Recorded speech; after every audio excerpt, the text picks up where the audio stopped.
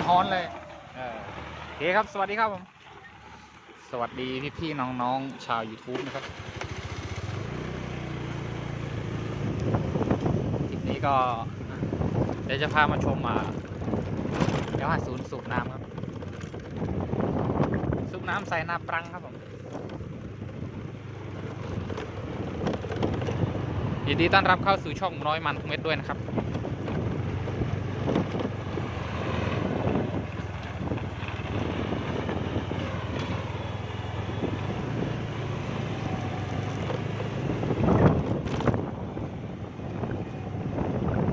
ต่อกับท่อสู่พญานาคครับผม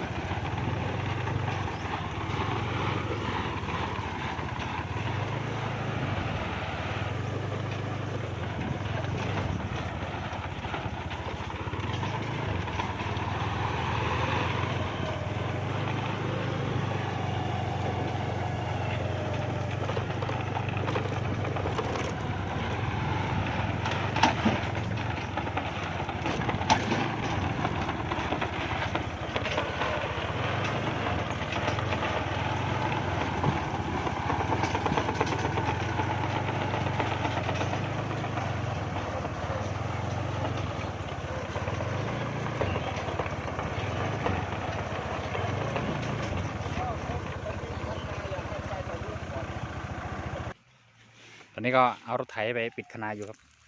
ตอนนี้ก็เตรียมทนีคอยต้องมัดแน่นตรงนั้นแน่นเลยลมมันเข้านะไม่หรอกมันเดี๋ยวมันดันไปทางนู้นไม่ไหวใช่ไหม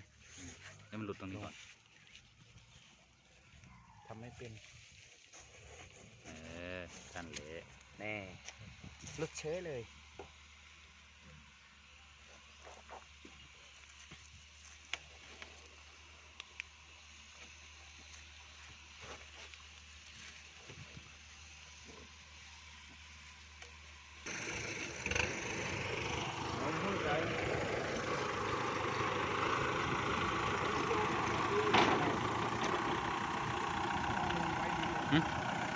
สายมันเลยไหมลงไปข้างล่างเลยดีกว่า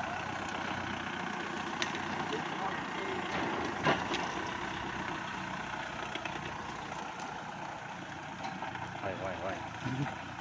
ปัดเชียวครับ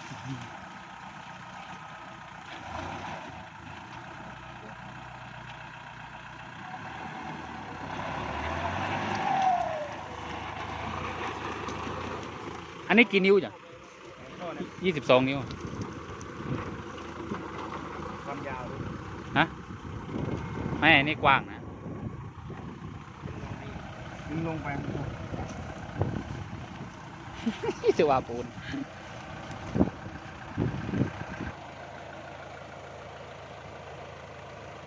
โอเคครับ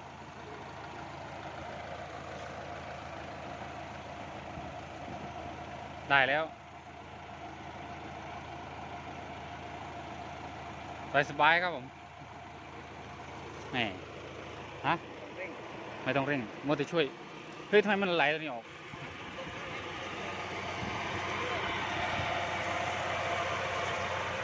โอ้ลุด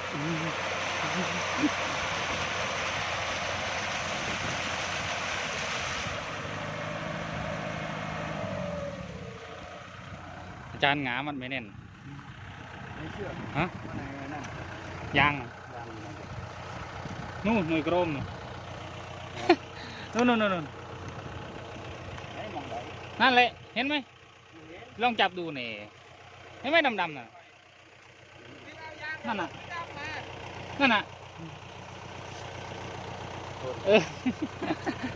ดีคล้ายจริงฮะมันต้องมารองตัวนี้วะ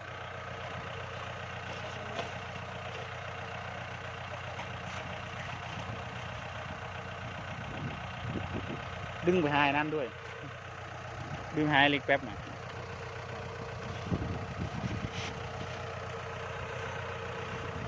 จานหงาสู้ จะมีมัดไม่แน่นเลย ๆโอ้ยมัดอย่างตึงอ่ะ แต่ที่มึงมัดมันขึ้นแล้ว ฮะ มันจะอยู่ ฮะ เส้น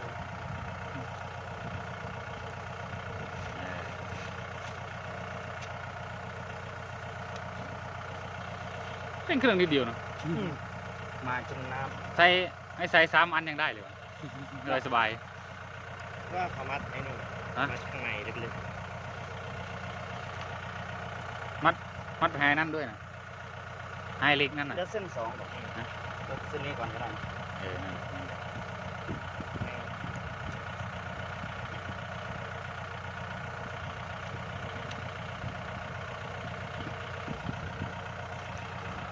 นี่ใหญ่นะใหญ่ไหม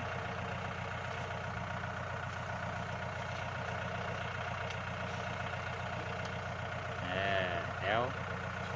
พี่ เบาๆเองไหลแรง มันสตาร์ทเครื่องทิ้งไว้นะโอ้โหจานหงา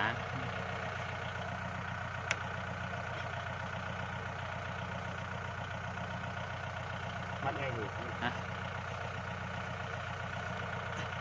พันในนั้นก่อนแล้วค่อยมานี่ก็ได้ แม่ทีนี้จับไม่ได้ เย้จานงาน อ่ะ อยู่ไหมโอเคครับเดี๋ยวลองอีกรอบมูเล่ก็22 นิ้วครับ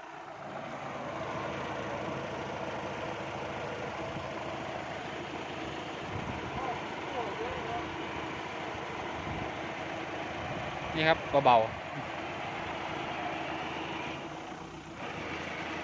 มันรั่วตรงไหน ไงล่างเต็มเลย มันต้องเอา รูมั้ง มันต้องเอาอันนี้ไปอยู่ฝั่งนั้นเนาะ ฮะ มันต้องเอาอันนี้ไปอยู่ฝั่งนั้นอ่ะ ตอนนั้นมันรั่วไหมอันนี้หรือมันฉีกวะตอนนั้น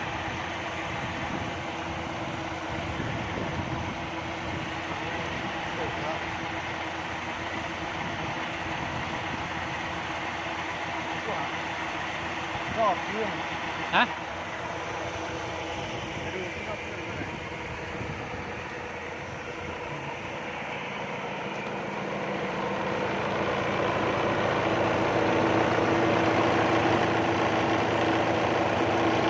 รอบเครื่องก็อยู่ที่ไม่ถึง1,000ครับ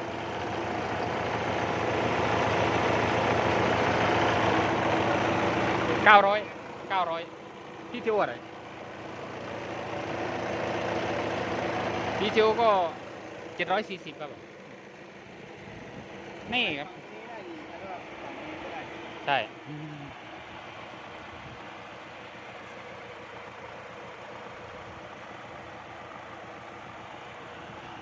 สบายครับเบบก็นี่ครับดูเลยครับ ใช้มูลี่2 ตัวครับ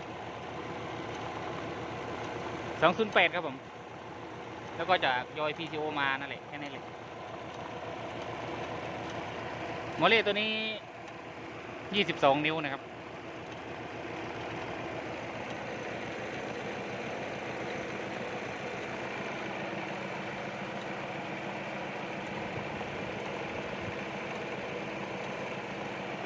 อันนี้ก็เป็นค้ำยันครับเนี่ย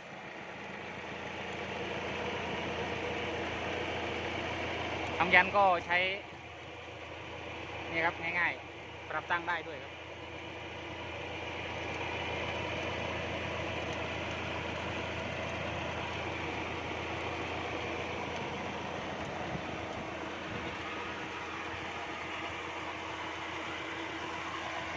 ขนาดท่อก็6 นิ้วครับผมเดี๋ยวไปดูปลายทางกันเลยครับ ได้มุกกันไม่หายทุกได้โตไม่หาย นี่ครับปลายทางตัวไหลแรง เดี๋ยวนี้ทุก